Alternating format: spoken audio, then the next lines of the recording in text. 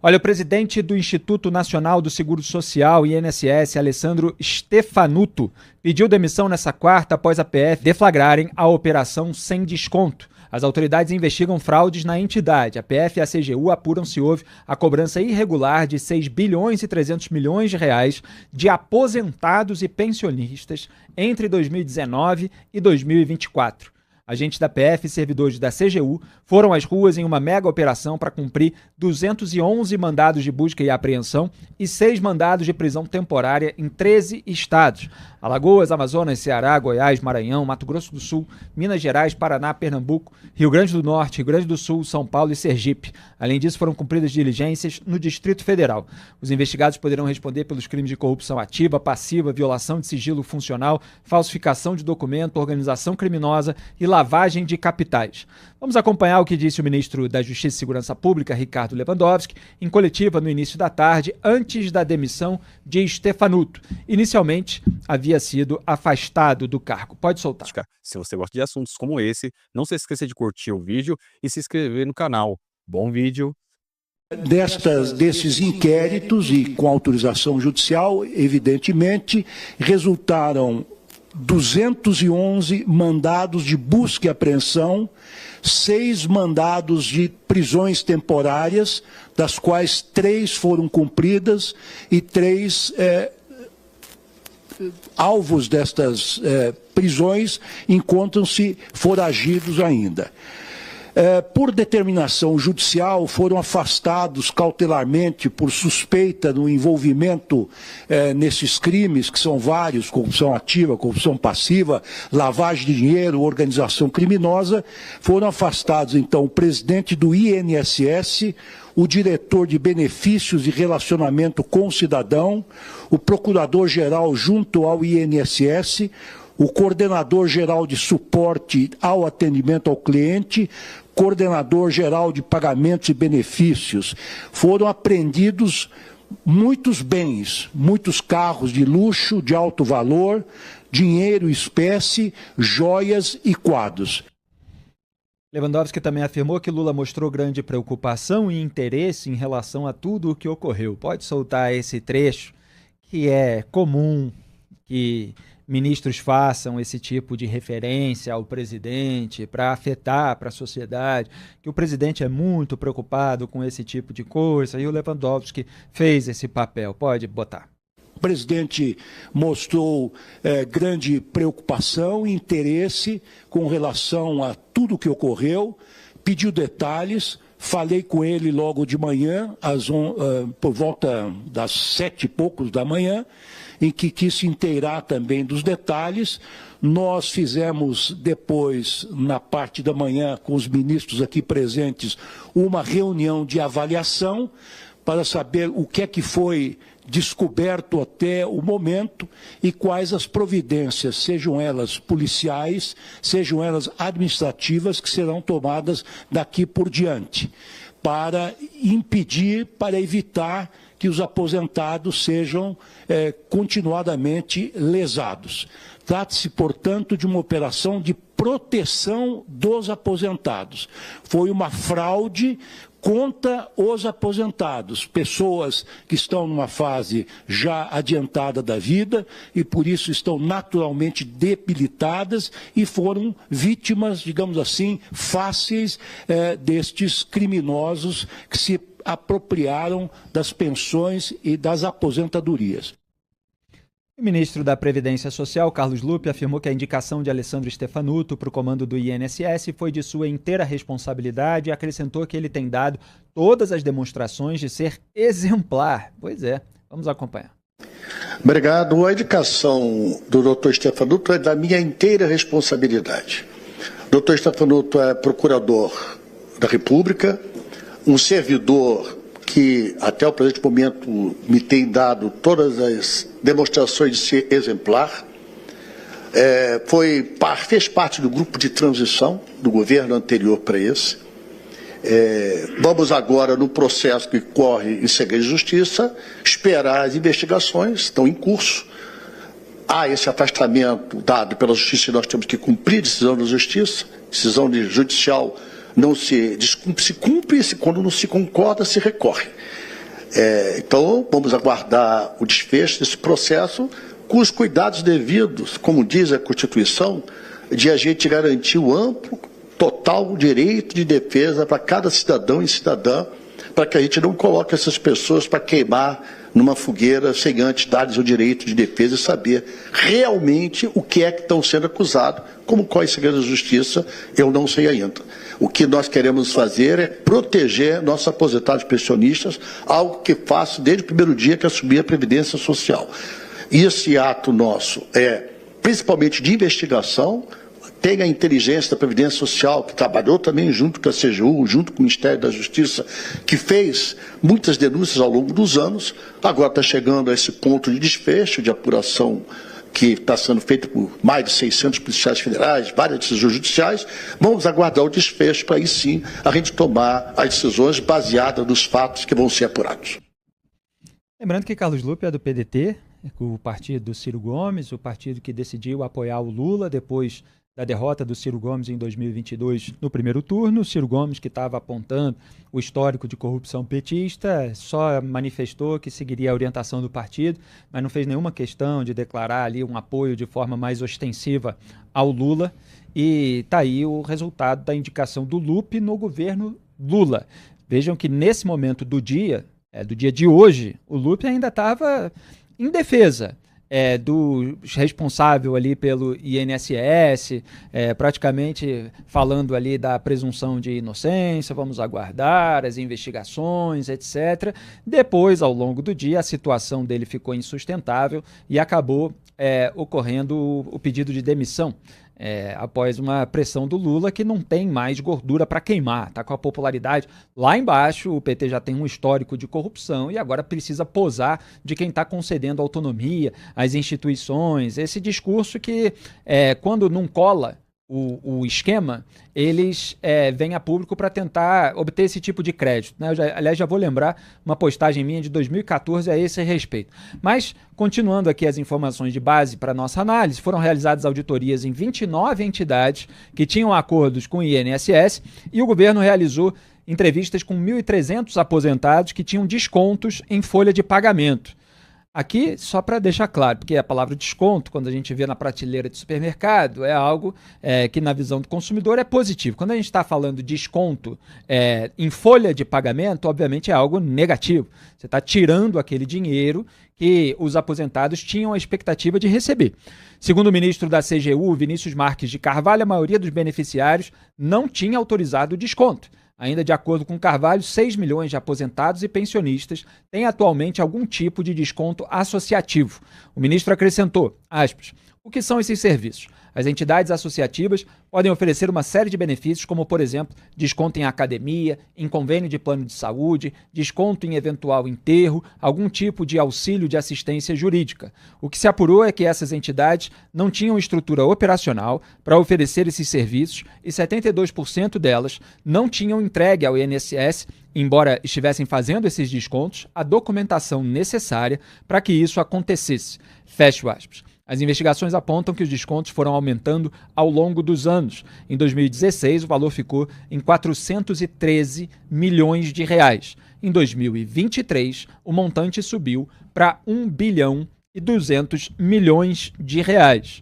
Lembrando que 2016, último ano do governo Dilma, quando ela foi empichada, 2023, já o primeiro ano do governo Lula, no seu terceiro mandato, o quinto do PT. Em 2024, segundo ano do atual governo Lula, o valor atingiu a marca de 2 bilhões e 800 milhões de reais, de acordo com o ministro da CGU. O Sindinap-FS, Sindicato Nacional dos Aposentados, que tem um irmão de Lula como vice-presidente, foi alvo dessa operação. Trata-se de José Ferreira da Silva, mais conhecido como Frei Chico. O sindicato, do qual o irmão de Lula é dirigente, está entre os suspensos pela CGU de forma administrativa e vai responder criminalmente pelas alegadas fraudes. Em 2024, o Sindinap recebeu cerca de 77,1 milhões de reais em contribuições. Então, olha, vou repetir aquilo que eu falava ao longo dos governos do PT, aquilo que eu falei ao longo do governo Bolsonaro sobre, em primeiro lugar, a Polícia Federal, porque ainda tem alguns elementos obscuros dessa história, mas vamos trazer um pouquinho dos princípios. vários governos tentam controlar a Polícia Federal, até porque o diretor-geral da PF, e atualmente é o Andrei Rodrigues, ele é escolhido pelo ministro da Justiça e Segurança Pública do presente governo.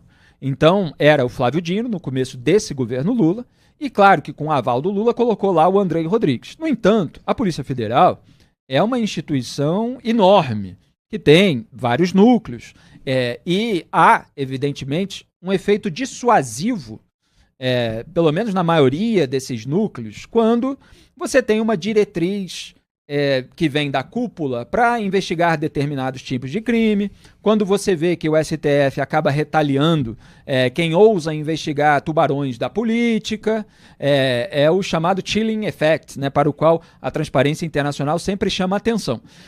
No entanto, você não tem total controle sobre todo mundo a todo momento. A partir do momento que se começa uma investigação, que se puxa uma pena, às vezes, mesmo que haja uma intenção política, eu estou falando aqui de modo genérico, sobre qualquer momento da história, mesmo que haja uma intenção política de abafar aquele caso, às vezes não se consegue abafar. Então, estava havendo aí um esquema, mesmo durante esse governo do PT, havia reclamação dos aposentados, isso estava aumentando, isso estava fazendo dar bandeira, a investigação foi revelando novos fatores, não se conseguiu varrer essa sujeira para debaixo do tapete. A partir do momento que não se consegue abafar, não se consegue varrer a sujeira, o que é melhor para o governo de turno? Estou falando, repito, de maneira genérica sobre todos os casos. É melhor fingir que você dá autonomia, que você dá independência para todas as instituições e tentar ganhar o crédito a partir daí.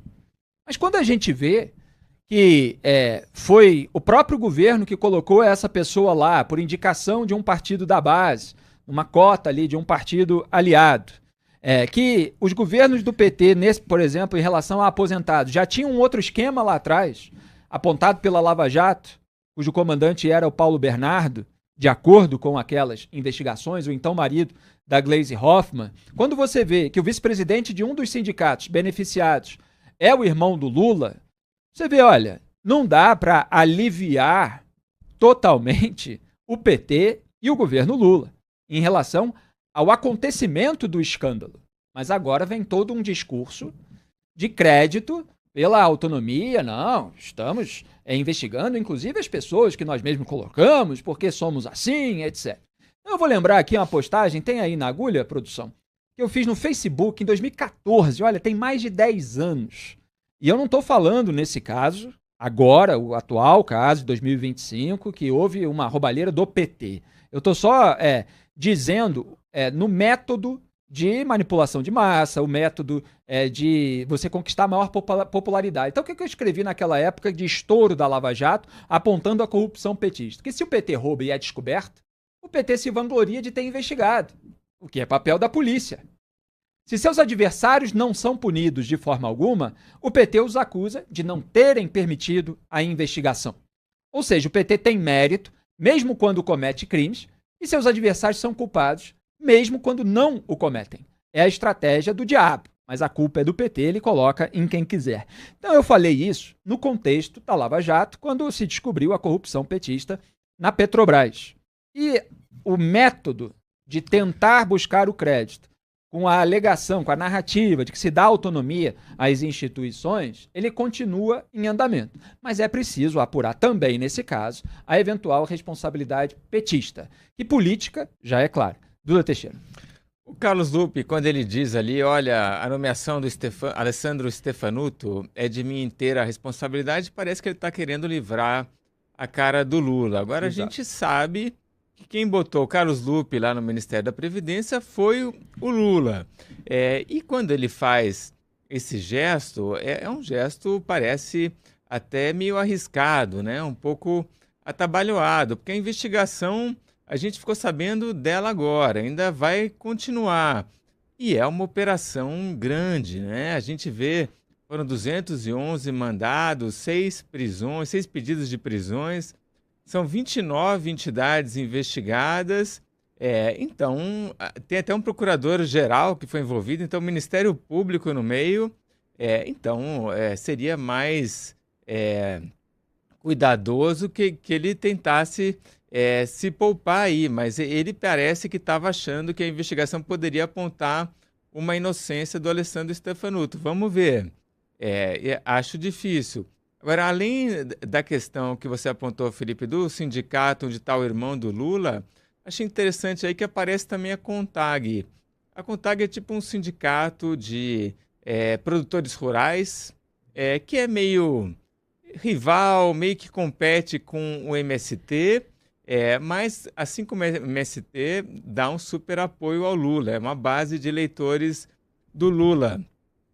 Quando o Lula faz esses anúncios aí de projeto, plano, ajuda para a agricultura familiar, a CONTAG está lá. E foi uma dessas entidades, então, que foram lá e confiscaram, surrupiaram uma parte das aposentadorias e das pensões e não deram nada em troca para os brasileiros.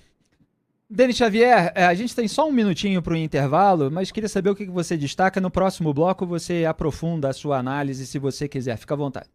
Claro, é um pouco mais do mesmo, né, com o uso de dinheiro público. Não uso de dinheiro público, porque não existe dinheiro público, é um dinheiro sempre tirado do trabalhador, o Estado nada produz, mas é uma repetição desse escárnio que é a estrutura pública com a licenciosidade que ela tem na administração desse dinheiro. O mesmo a gente viu com Petros, com Postales, com Funcef, e vamos continuar vendo, né? Porque existem critérios muito lábeis, muito frágeis no uso desse dinheiro. Maravilha. Eu, em 2016, escrevi, a partir de uma reportagem da revista onde eu era colunista, uma coluna sobre o esquema que era apontado pela Lava Jato, pela Polícia Federal, né? Porque tem gente que fala assim, Lava Jato Sérgio Moro, Deltan Dallagnol. Não, dezenas de agentes da Polícia Federal. Assim como você tem dezenas de agentes aí, provavelmente envolvidos nessa investigação. Sobre o esquema do Paulo Bernardo, então Ministério do Planejamento, em relação a dinheiro de aposentados. Olha, tá tendo uma disputa, até aqui no chat, nas redes sociais, de quem é a responsabilidade disso tudo. E aí um fica tentando empurrar a sujeira pro outro. Dizer, o PT empurra para o PDT, os petistas nas redes sociais empurram para o governo Bolsonaro, porque começou lá atrás, os bolsonaristas se empurram para os dois, etc. E tem sujeira para todo lado. Porque começou o esquema no INSS em 2019. 2019 foi o primeiro ano do governo Bolsonaro. E ele continuou e aumentou o esquema em 2023. As reclamações dos aposentados estavam aumentando, assim como os descontos em sua folha de pagamento, durante o governo Lula. E quem indicou, mas por meio do governo Lula, como partido aliado da base governista, o presidente do INSS foi o Carlos Lupe do PDT. Então, você tem responsável aí por todo lado. Esse programa aponta a sujeira de todos os lados. É o compromisso que a gente tem com o nosso público. E não é de agradar o público o tempo todo, ou determinado grupo, ou determinada corrente ideológica, como fazem muitos outros programas, veículos, canais, influencers e ativistas por aí. Aqui a gente está trabalhando para expor a verdade, expor os fatos e dizer, em primeiro lugar, o que aconteceu. Então, em relação à parte do governo Bolsonaro, é bom relembrar aquilo que eu analisei quando o Bolsonaro disse que acabou com a Lava Jato. E aí os bolsonaristas falam, não, vocês estão distorcendo, porque o que ele quis dizer é que ele acabou com a Lava Jato, porque não tem mais corrupção no governo. Olha, ainda que fosse assim, olha, o que eu quis dizer foi simplesmente que não há mais corrupção no governo, né? E que não era o caso, porque o Bolsonaro foi quem escolheu o Augusto Aras, o Procurador-Geral da República, que extinguiu oficialmente a Lava Jato. Em documento. Do que o Augusto Aras fez para acabar com a força-tarefa. Então não é simplesmente um discurso, uma declaração. Você tem o ato correspondente feito por um indicado do próprio presidente daquela ocasião. Então, ainda que fosse assim, quer dizer, o que se quer dizer? Se quer dizer que quem decide se há ou não corrupção no governo é o Bolsonaro. Logo, se ele está dizendo que não tem corrupção no governo, então não precisa de uma força-tarefa. Mas a natureza da força-tarefa é justamente ser independente em relação a grupos políticos, a correntes ideológicas, a governo, a outras instituições, para poder fiscalizar, monitorar, descobrir ali com a sua vigilância o esquema que está acontecendo. Seja com conhecimento ou sem conhecimento da autoridade que tem mais poder naquela ocasião.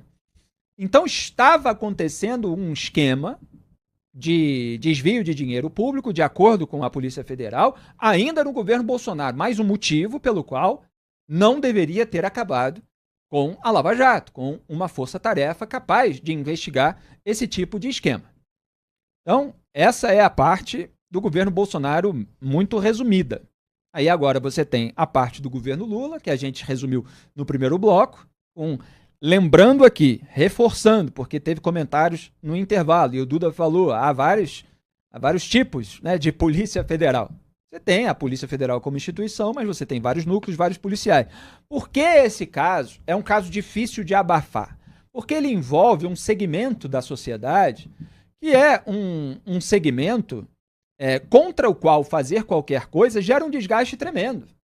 Porque os aposentados, os pensionistas, são pessoas geralmente de idade mais avançada e que têm uma certa, vamos dizer assim, vulnerabilidade, um certo carinho popular a essas pessoas que precisam daquela remuneração que recebem mensalmente para conseguir sobreviver num período que é mais propenso a doenças, a outros problemas, a incapacidades físicas para fazer determinados trabalhos, para se sustentar. Então o desgaste de você abafar um escândalo assim é muito grande, principalmente quando essas pessoas estão percebendo que estão perdendo dinheiro e estão reclamando. Então é o conjunto desses fatores que tornou inviável a operação abafa, que é o que em geral acontece com esse tipo de esquema. E aí, agora a narrativa vai ter que ser outra, porque o esquema veio à tona. Então vamos tentar ganhar fingindo que nós combatemos todo esse esquema, ou pelo menos posando de quem combateu. Mas a Polícia Federal, ela não essencialmente, ou não deveria ser, o PT encarnado, o governo Lula. Ela tem profissionais que estão lá trabalhando há vários governos.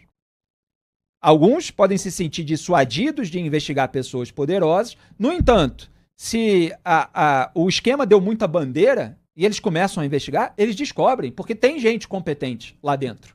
O problema é quando vem uma patrulha de cima, da cúpula. Nesse caso, não deu para segurar. Então você tem culpados no bolsonarismo, no lulismo, no petismo especificamente, e no PDT, que é parte desse lulismo maior, né? O grande lulismo. Denis Xavier, você quer continuar, acrescentar algo? Fique à vontade.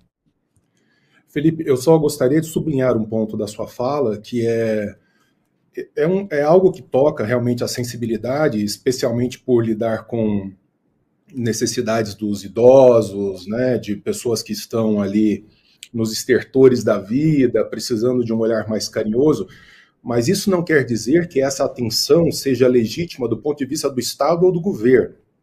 Quer dizer, a grande preocupação é fazer uma operação abafa, porque não existe uma preocupação legítima do Estado no sentido de se ocupar desse grupo social em especial.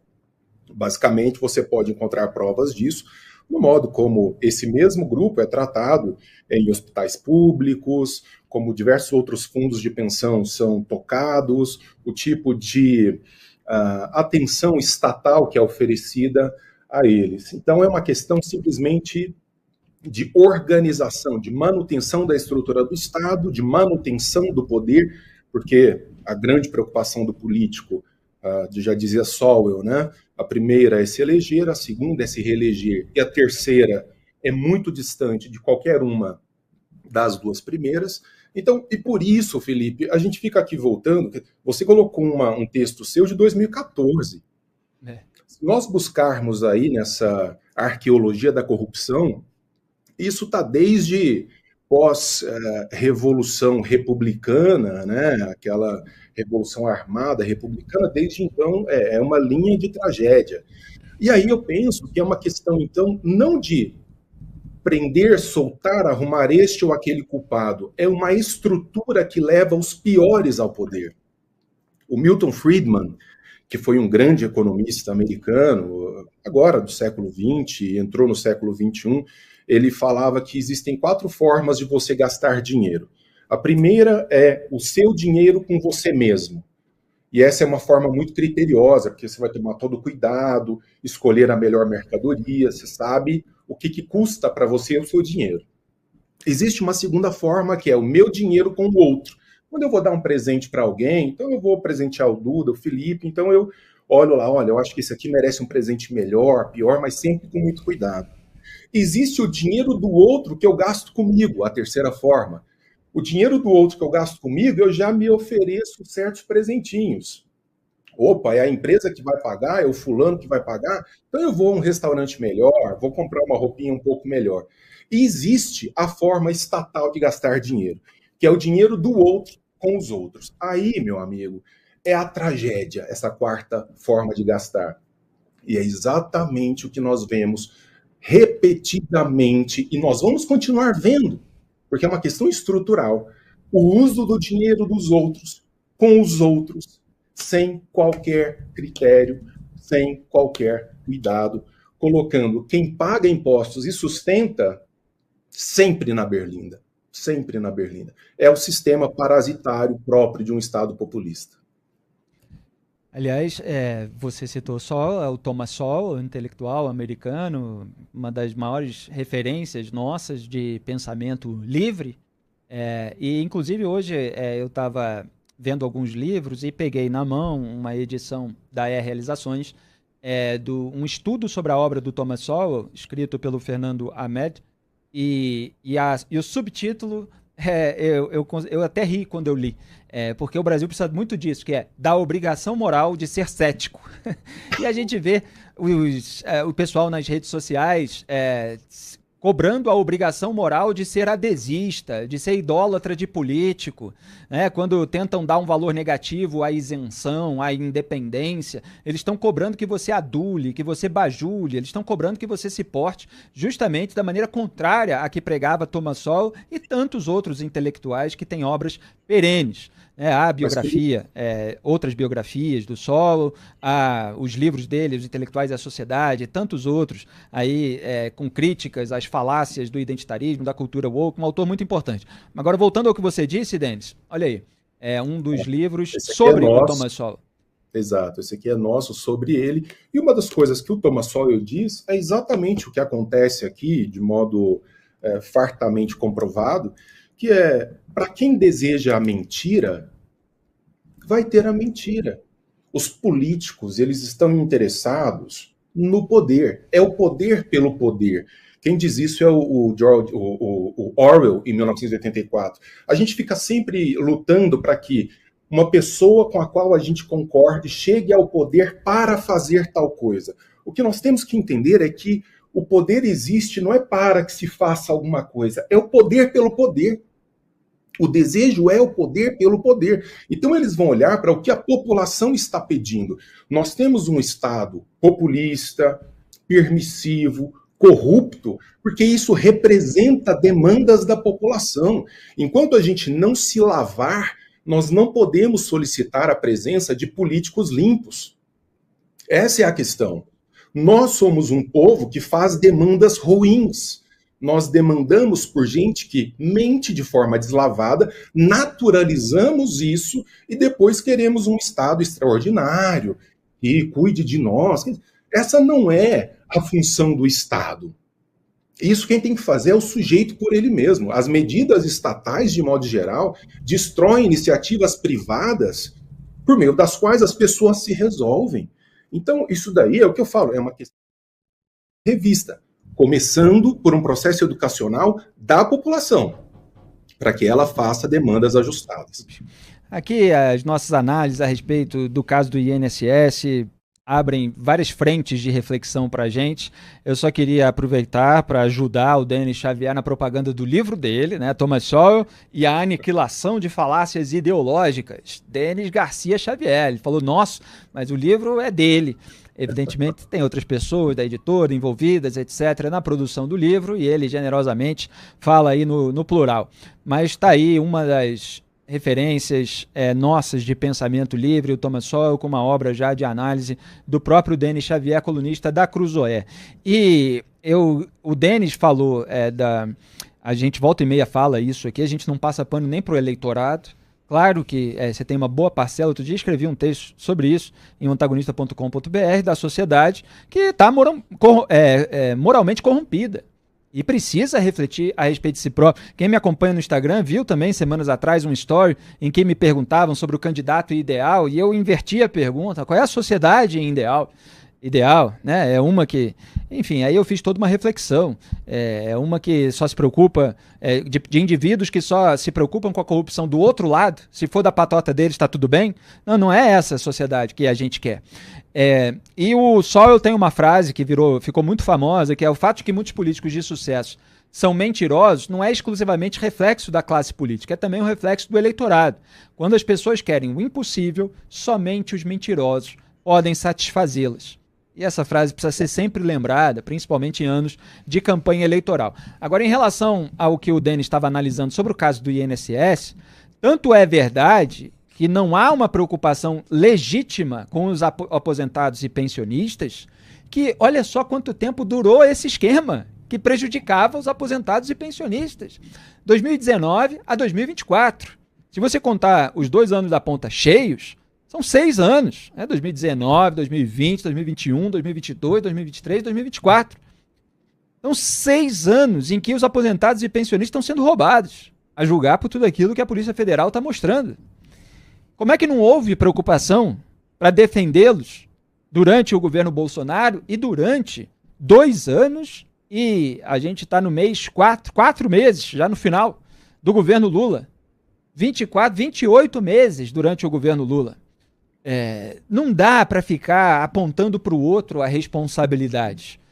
Você tem segmentos da população que não tem poder, não tem lobby, não tem influência política, midiática, judicial, econômica, muito diferente de grandes empresários e políticos que vão lá soprar no ouvido das pessoas quando estão tendo algum interesse, muitas vezes ilegítimo, não atendido, e resolvem os seus problemas rapidamente. Os aposentados e pensionistas não. 6 anos. 6 anos para que o esquema que os prejudicava seja desbaratado. Duda Teixeira. Lembrei aqui, o Lula estava querendo fortalecer os sindicatos, né, nesse terceiro mandato. Ele fez essa promessa para os sindicatos em 2022, olha, vocês me apoiem agora, depois eu vou ajudar vocês. Tinha aí planos de trazer de volta a contribuição sindical, e aí agora a gente vê um sindicato que tem o irmão do Lula como vice-presidente e a CONTAG, que é o sindicato dos produtores rurais, envolvidos nesse escândalo, né? É muito triste e lamentável esse tipo de coisa. E o Carlos Lupe, você também falou do grande lulismo. Tem esses partidos que ficam orbitando em volta do Lula e do PT, então o PDT, o PSB, o PSOL, que dão esse apoio na hora da eleição e depois ganham ali uma pastinha, né? E é o caso do PDT. O Carlos Lupe era o presidente do PDT, apoiou o Lula no segundo turno, e aí depois virou ministro da Previdência. O Ciro Gomes, que estava no PDT como candidato, acaba acompanhando ali meio a revelia. Mas isso, essa troca que eles fazem lá em cima no Palácio do Planalto, na Esplanada, e no fim acontece esse tipo de coisa. Eu gostaria de... eu posso, Felipe, claro. Rapidamente. Eu gosto muito de filosofia, eu sou um professor de filosofia, mas os gregos falavam que quando a vergonha vai embora, quando você perde a vergonha, você perdeu o último dique de proteção da vida ética na sociedade. Esses caras não têm nenhuma vergonha. A vergonha simplesmente foi embora. Eles ligam uma câmera e falam uma coisa na qual eles não acreditam, ninguém mais acredita, e tá tudo bem. Mas o outro ponto é o seguinte, eu acho que já passou de hora da população brasileira começar a discutir, não mais em termos polarizados de esquerda e direita, e eu sei que eu estou falando isso daqui meio que de forma quixotesca, porque é uma luta quase que idealizada, mas a gente começar a discutir entre aquilo que faz mal ao indivíduo e aquilo que é o coletivismo, que toma o indivíduo como uma coisa a ser usada em nome de um governo, do Estado ou de uma classe e assim por diante. E coletivismo tem de direita e tem de esquerda. Olha, o que nós temos de exemplo de ações demagógicas, populistas, que destroem um país à direita e mais fartamente ainda à esquerda, quer dizer, isso vem aos borbotões. Será que a gente não pode parar um pouquinho e começar a olhar para o coletivismo como o grande problema? Talvez a chave esteja por aí. Agora eu quero saber a sua opinião. Você acredita que a demissão do presidente do INSS é o suficiente ou ainda tem muita sujeira para aparecer? Deixe seu comentário